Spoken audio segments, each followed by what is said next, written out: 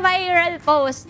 Bukod sa candle making natin, tungkol sa isang motorista na nagpakita ng awa sa isang vendor sa Tanawan City, Batangas. Yung vendor kasi nagtitinda siya gamit yung bike niya. Dahil sa sobrang pagod at gutom, ayun, nahilo siya. Kaya umupo siya muna sa isang tabing daan. Nung nalaman yun ng uploader, tinulungan nila siya at ng iba pang mga nakakita.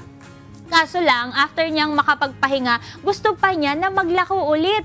Kaya binigyan nila siya ng pangpuhunan at pinakausapan na umuwi na at magpahinga pa. Pumayag naman siya, kaya sinakay nila ang vendor at yung bike niya, tsaka hinatid malapit sa bahay niya. Kaya naman po, saludo ang good morning kuya sa mga motorista ang nagpamalas ng taos-pusong pagmamalasakit sa kapwa na talagang masasabi nating Something good!